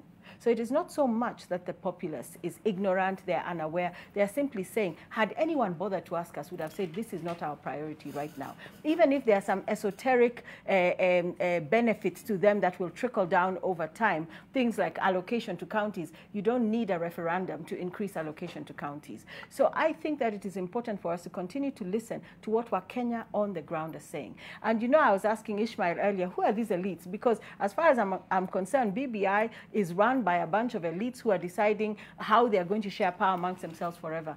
Kumbe, we are also referring to the elites that were left out of the handshake. So if you now look at the two camps that you're saying we are 50% succeeded in creating unity, I also think that at the end of the day, we forget as Kenyans that there is a transient transient nature of political interest. Even those who started off supporting the handshake, are they still supporting the handshake today? The political formations that were there 2 weeks ago, are they the same today? Will they be the same by the 9th of August or after nominations this month of April? So we, as Kenyans, the people on the ground are saying, actually, these elite arrangements, whether you brought everybody to the table or excluded some, do not concern us, because ultimately the benefits in terms of how we live our lives, how we pay for electricity, school fees, food, exact same things that Kenya today were just telling us in the studio, those things are not being addressed. When you talk about the BBI task force report, which talked about building bridges to a better Kenya, shared prosperity, all those lovely, touchy-feely, nice, kumbaya things,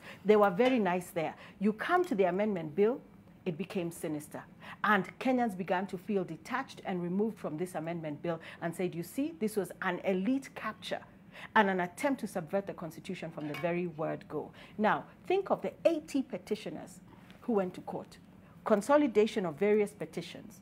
We form part of the populace. We are Wananchi, we are Wanjiku, we are asking questions, whether it's about basic structure or public participation or the prosecutability of the head of state, and so on and so forth. 70 constituencies. We went to court to seek this advice as citizens. The 80 petitioners, of whom I am one, are not surrogates of political elites who said, you go and chochea there, chochea there. We are asking questions as Kenyans on the ground who feel that we were completely left out from the process, and this process does not speak to us and was an elite capture. Now, as Linda Katiba, which is different than the 80 petitioners, our work will never stop. And I want to tell Kenyans that Kenyans must be filled with hope in terms of optimism around what the Supreme Court will rule on today, because it is the law that ultimately prevails. As Linda Katiba, our work never stops. It is in perpetuity. Even if BBI were to be passed, there are many ways in which we need to continue to scrutinize. For example, how IBC will frame the referendum questions.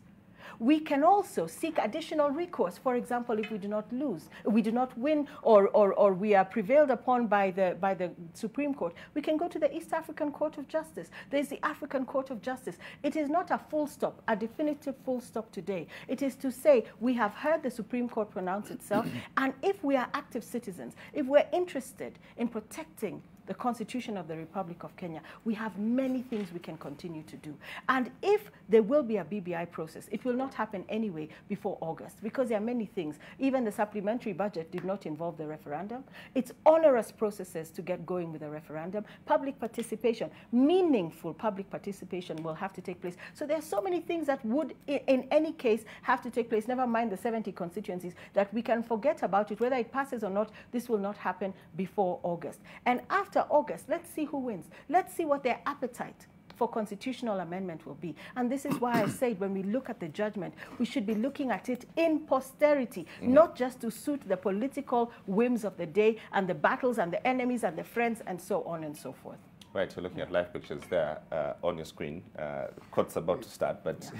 you know, I was laughing when my sister, she says that the 80 petitions in that court are from ordinary Kenyans. What a fallacy. There is no ordinary Wanjiku in that petition. These are part of our problem. That we sit on this table and we say we are speaking for Wanjiku. Actually, Wanjiku just spoke there. They don't care. And she said it there. They don't even know what it is we are talking about. With these BBI discussions, whatever is going to be, they don't care, they don't know. Now, having said that, I would like to remind us three things actually. There is a small play by Henrik Ibsen, and there's a character in that play called Dr. Stockman. Dr. Stockman had issues with democracy. We have romanticized democracy. We have romanticized public participation. We have romanticized Wanjiku in this country. Number two, the late Professor H.W.O. Hastings Opinya Okoth-Ogendo wrote about constitutions without constitutionalism. What you are saying, and this is exactly what I'm hearing, that we are now about to Linda Katiba and we don't care about constitutionalism. There are certain principles that actually guide how you look at constitutions. That's why in the UK you have no written document called a constitution.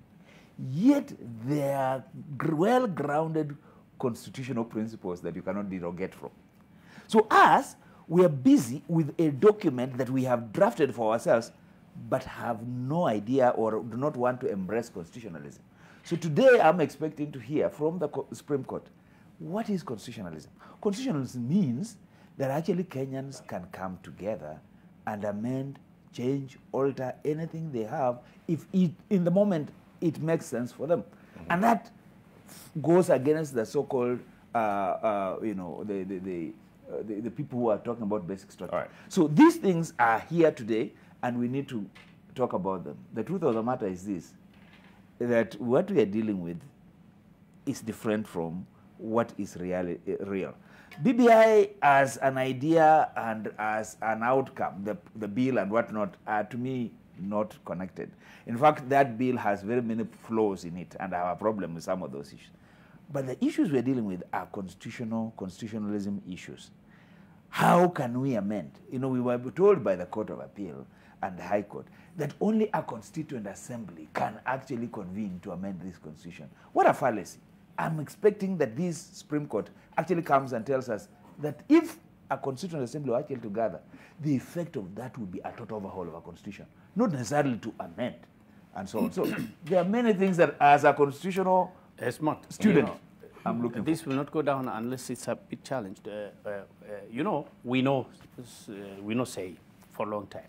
The assumption that everybody will be thinking like you, Cherotich, is actually wrong. Because, I mean, you've been there going into helping citizens to, you know, power bills and all that. That we understand. When this conglomeration of 80 people came to do the petitions, they are not all the same. And they are not all saying the same thing. So what I want you to, I like the way she put it. Like, initially, the two people shook hands and they had all these colorful intentions, but they were intercepted along the way. And I told you that when elites come in between the handshake, when they came in between the handshake, then we developed a different document that was not exactly intended by the two. So it is still our problem, the elites, those people surrounding the two leaders on the three, if you wish. I want to take a short break. I will come back. I hope you come to me because I seem to be on right now of reply. hot seat and being patronized. Of course. So, but it's good. It's good to hear what the gentlemen have to say. I will come back and I will give you an opportunity to respond. You're watching the BBI verdict, and we do take a short break. When we come back, we'll have Cherotich say response into these very big questions on the high stool. You're watching BBI verdict. Don't go too far.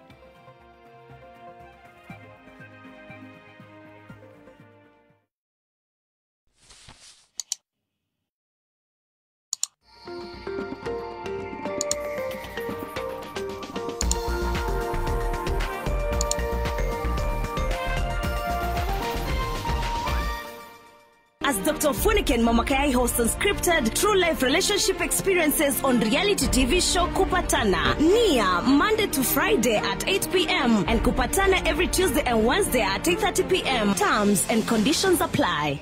I'm growing up, I'm growing into every moment. Thanks, Mom. So if I Nurture the moment with Minute Maid Delight. Now available in tropical, orange, mango and apple flavors.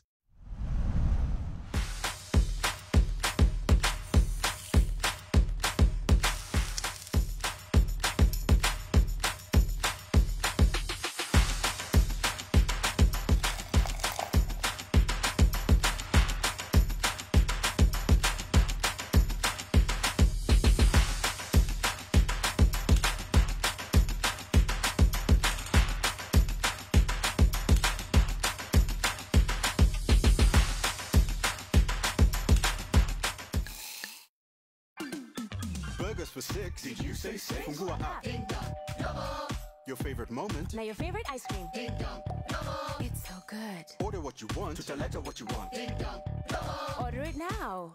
Download the app, order a Glovo, and we get it.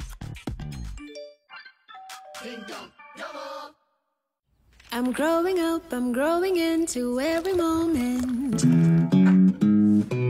Thanks, Mom. So if I Nurture the moment with Minute Maid Delight. Now available in tropical, orange, mango and apple flavors.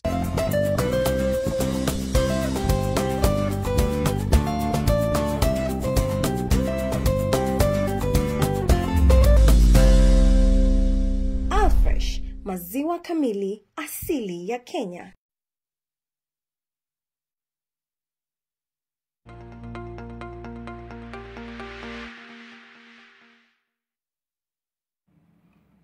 All right, you're watching the BBI verdict. We are right back, and we were in the head of the conversation, but I'd like first to go to my colleagues and start with Oko Kusa. First of all, Kenyans in every corner of the republic have their eyes on the Supreme Court as the 7-judge bench prepares to pronounce itself on the BBI. Let's bring in Oko Kusa in Kisumu. Kusa, what are people in Kisumu saying?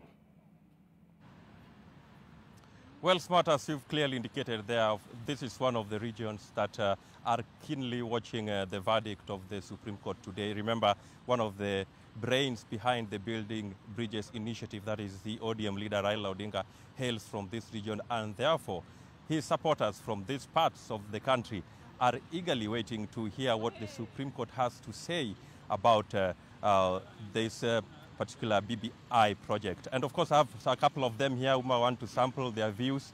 Let's start with this gentleman here. Pengine tueleze jina yako kwanza, alafu utueleze matarajio yako leo ni kama gani? Kwa majina mimi naitwa Josephat Ondo. Matarajio yangu kuhusu mambo ya BBI, tunatarajia hii kitu ipitishwe. Kama mahakama inaweza sema iendelee, itaendelea, kwa sababu tumejua hiyo kitu ikiletwa itaguza maisha ya mwananchi ya chini na mambo mingi hata ya miradi ya Kenya. Lakini tena kitu ningependa wangeweka sana sana price control bill. Hii nchi yetu sahi, hata Rais Uhuru, tunaomba Mheshimiwa Uhuru Kenyatta, hii nchi inaenda bila sheria. Ukiamuka bei za vitu zinapanda. So kama BBI itaendelea mbele, waweke price control bill. Watu waweze, mtu anauza kitu vile anataka. Kama nchi hakuna sheria na tena wanasema ati wanaleta BBI. So hiyo constitution itasaidia wananchi ama itaua tu wananchi wa kawaida? So hiyo ndio kitu wangeweka, waweke misingi kwa wananchi wa taifa, wasiweke misingi kwa siasa.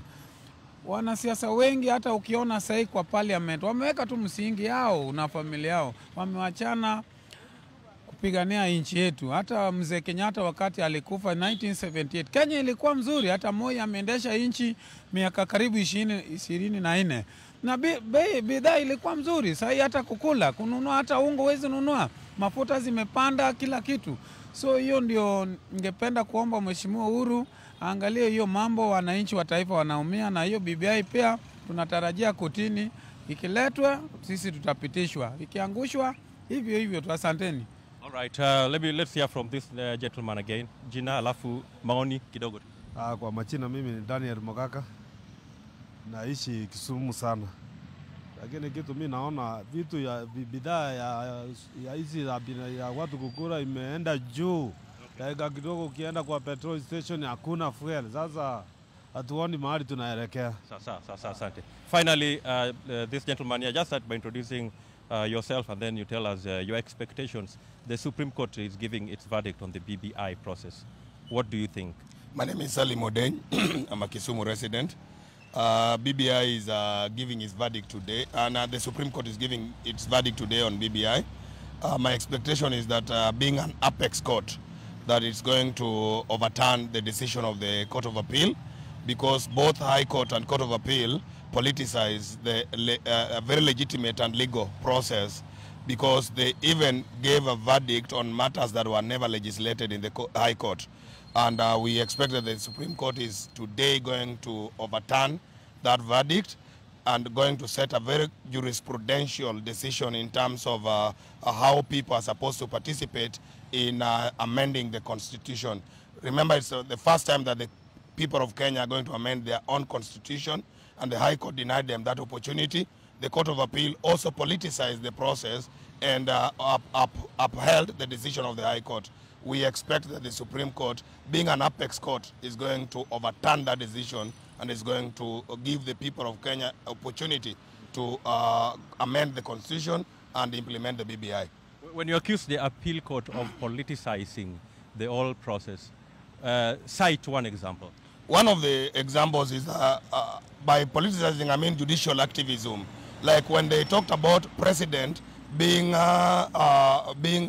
charged or being accused in court, that was never litigated in the High Court. That was not one of the matters that was being litigated in the High Court. But then the High Court went ahead to give a verdict on the same matter that was never litigated. The Supreme Court, Court of Appeal, never cited that and distinguished that decision from the decision of the High Court. So they went ahead and upheld the decision of the High Court, which was wrong. So in my opinion, the Supreme Court, being the apex court, is the court that's going to save us by setting the record straight and by saying that BBI was a legitimate process. All right.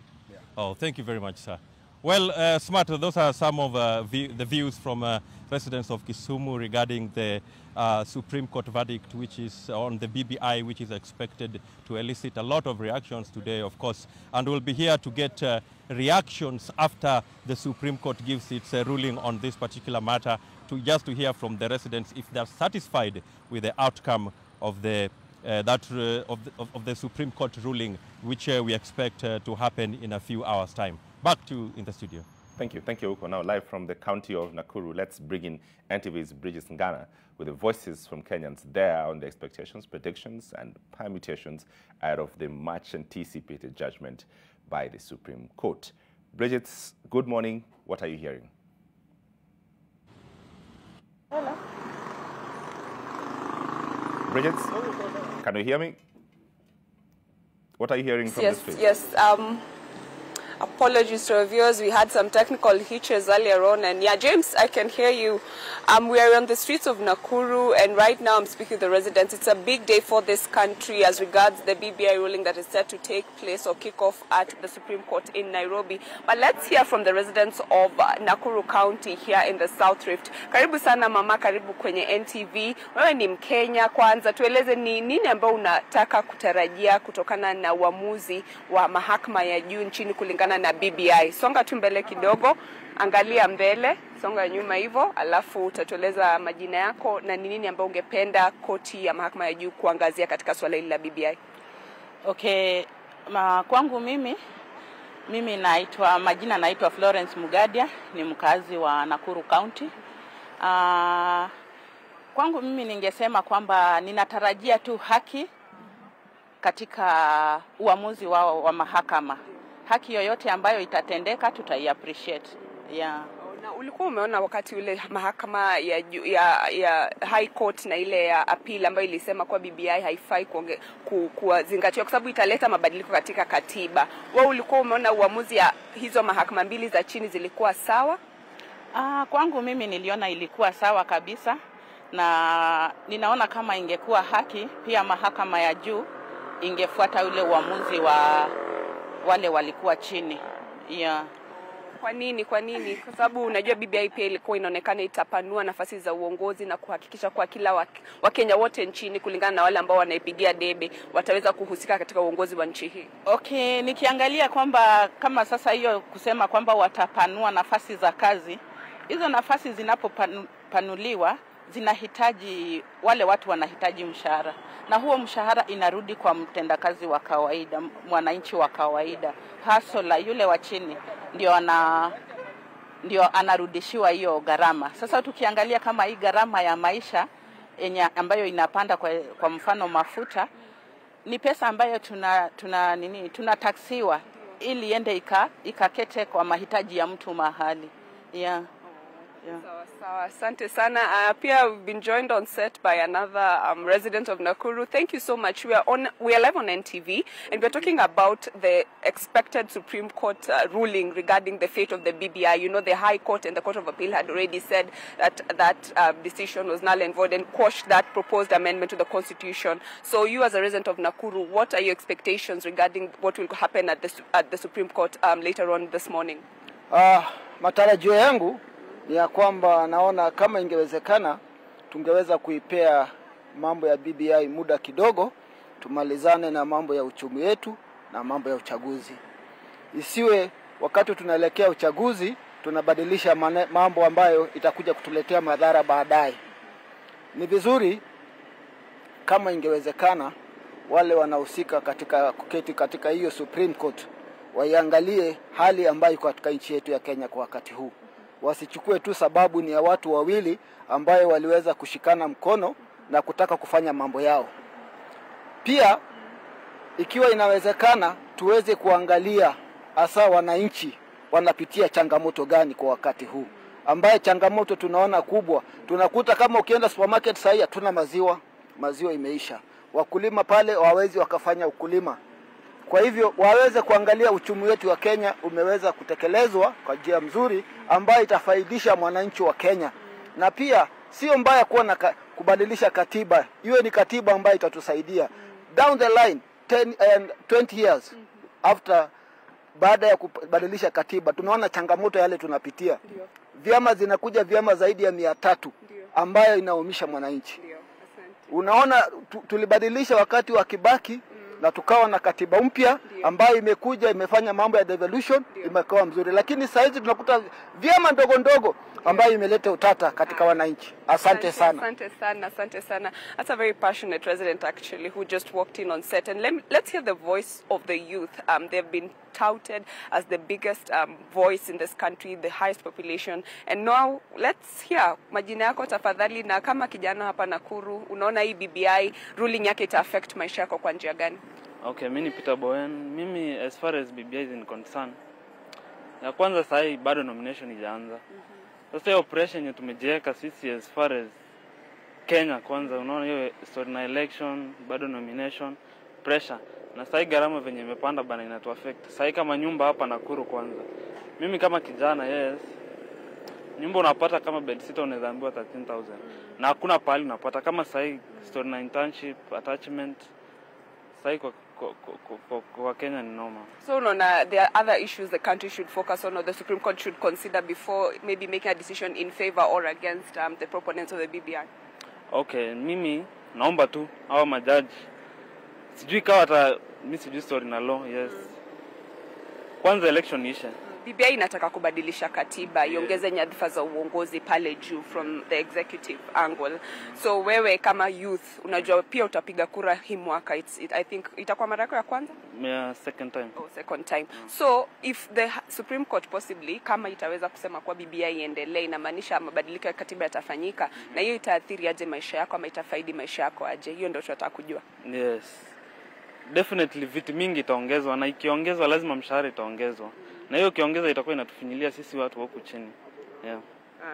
So asante sana. Have a good day. Asante. Na pia we have another person here. He works for the border industry. Actually, he was on the Huduma number line and he's been quite patient with us. Karibu sana kwenye NTV. Tueleze tu, wewe leo Supreme Court inaenda kufanya uamuzi kuhusu hatma ya BBI. Wewe kama mwana bodaboda ama mfanya biashara mdogo, unahisi kama hii itakusaidia ama haitatusaidia iwapo itapendekeza sheria ama katiba ifanywe mabadiliko? Mimi naona ni kama itanisaidia na itasaidia pia itasaidia wana bodaboda. Hii BBI hata unajua unasikia tu jina Building Bridges Initiative. Sasa mimi naweza sema hii kitu ipewe nafasi. Ipewa nafasi kwa wananchi. Juu unaona kama ndio imeshikilia bado kazi mtaani pale hivi. Imeshikilia vitu mingi pale za kusaidia Wakenya. Mimi naweza sema ipewe nafasi. Na hali sasa ikoje kwa maisha? Unaona kama gharama ya maisha pia ni nzuri, ama wakati huu wa uamuzi huu ni wakati mwafaka kwa sababu nchi pia ina vitu vingi ambavyo vinafanyika kwa sasa? Sasa gharama imekuwa ngumu ya maisha. Mimi naweza sema kwanza hii mambo ya election hii kwanza tushughulikie hii kwanza, alafu hii mambo ingine ikuje baadaye.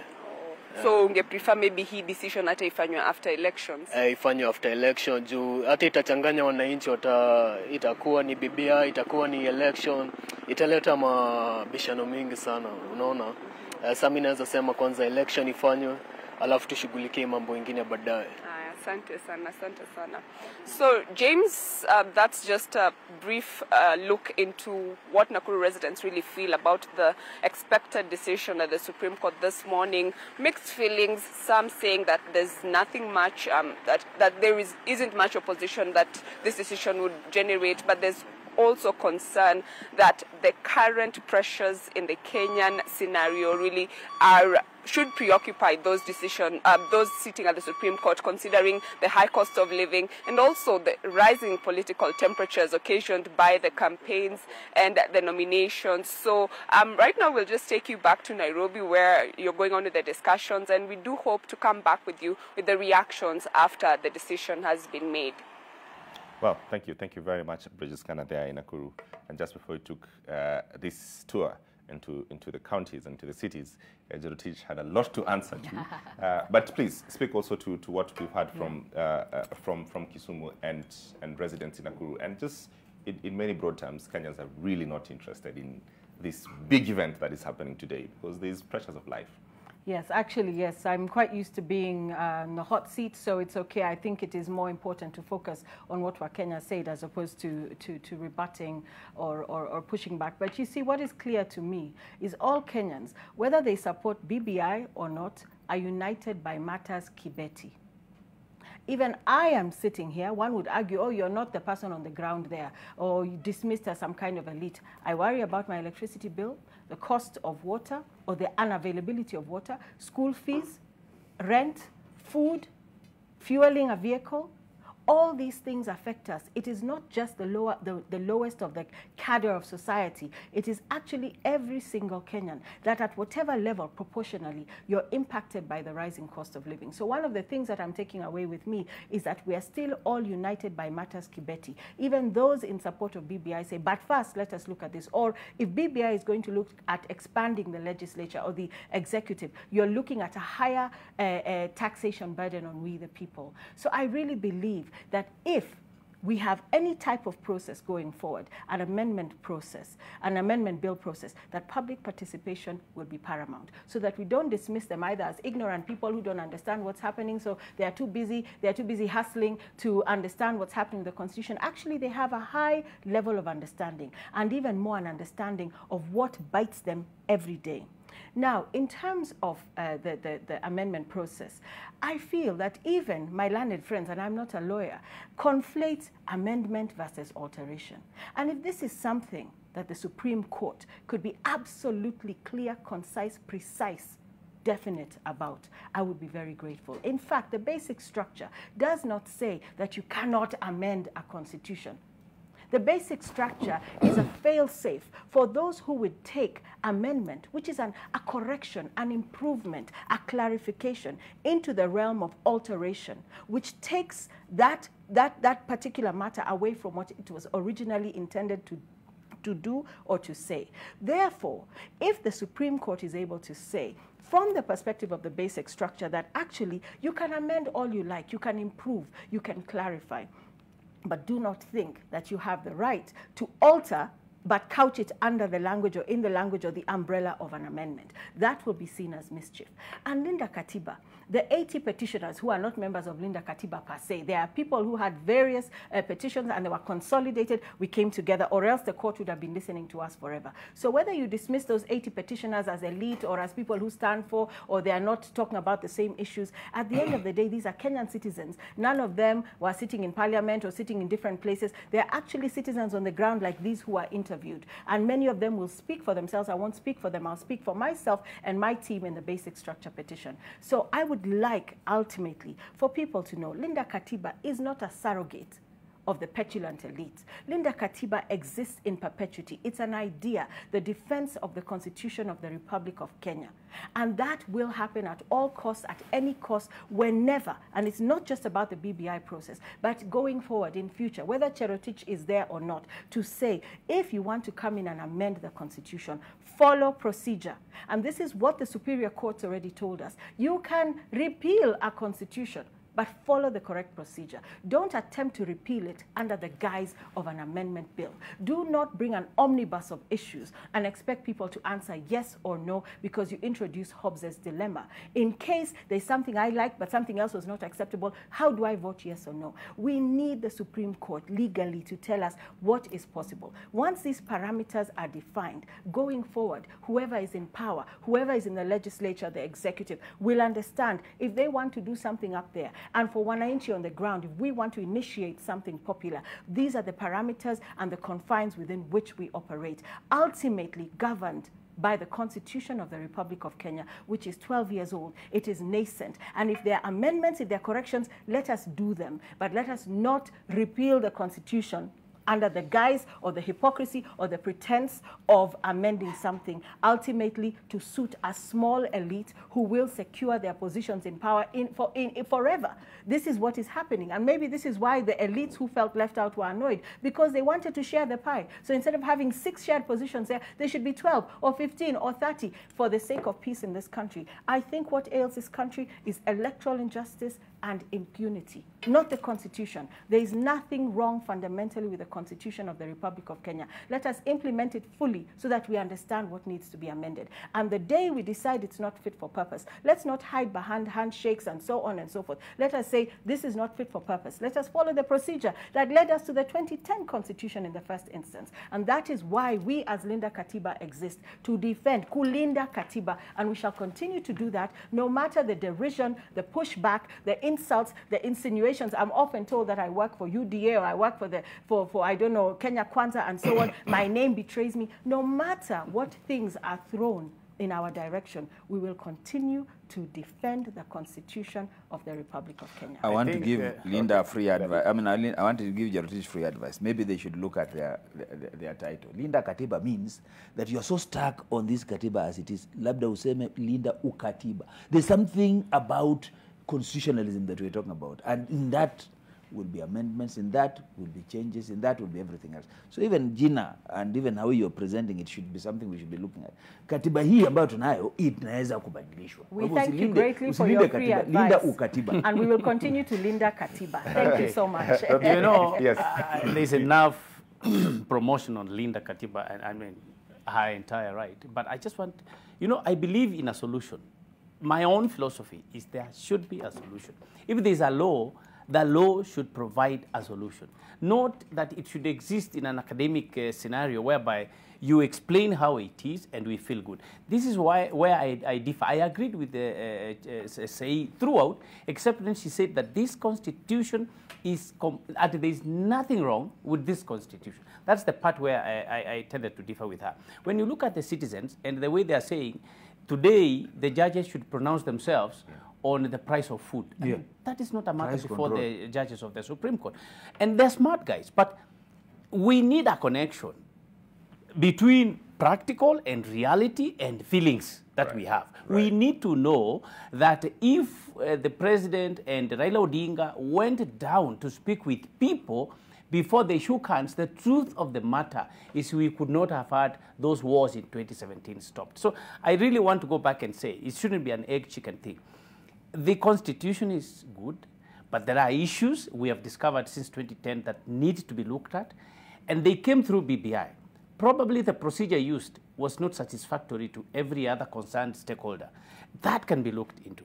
But to say that we are not interested in that event taking in the Supreme Court today and all that because of the hunger we have, that is true. I mean, people are hungry all over the world, not just here. We need that link. Now, look at the people saying they are not able to afford food. We are actually suffering that high price.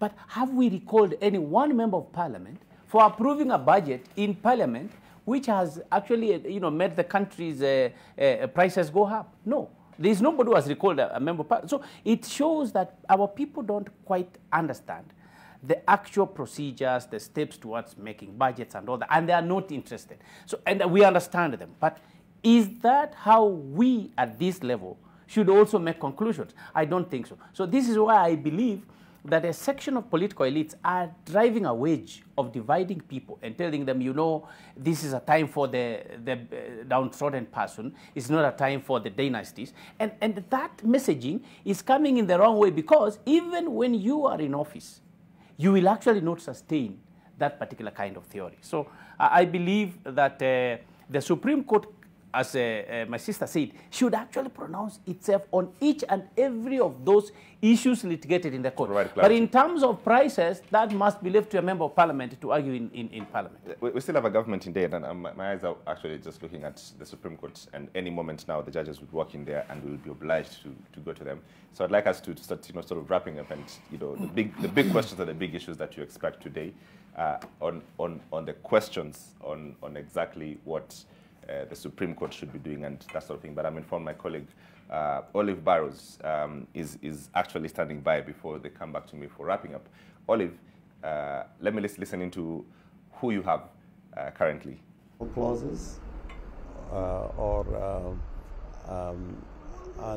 unalterable sections of the Constitution, I think that one they're going to agree with us. Okay. Yes. And what import would that have? The import would be that, the judicial path will be clear, or rather the judicial resolution will make the political path and the legislative path clear. We would know exactly what to do arising out of this judgment. And it may turn out that they may put the seal of approval on some parts or all the process that have taken place so far. There are those who say the BBI has been overtaken by events with the August general election just 3 to 4 months away. What's your take on that? I don't think it is overtaken by events, because their decision will determine what will happen today or in the future. If there are decisions that would allow Parliament as it sits now, because Parliament is in place until August, if they do not touch on constitutional issues, those ones, I think we can take the path, to bring those changes. Okay. Yeah. So should we expect Raila Odinga to attend these proceedings today? I don't think so, but there are always surprises. All right. Thank you very much. Thank you. All right, back to you in studio. I'm told the judges are presently entering the tent behind us to render their verdict on the legality of the BBI process. Okay, well, that does it for us. And as the judges, they cannot wait any longer. Thank you for my guests and for all your opinions this morning. I do now like to hand over our coverage straight to the Supreme Court, where the judges will be rendering their judgment on the BBI verdict.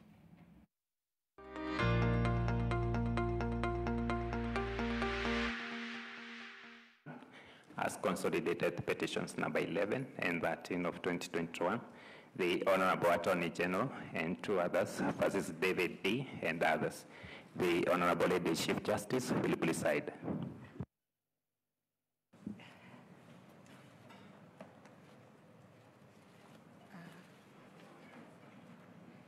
Good morning, everybody.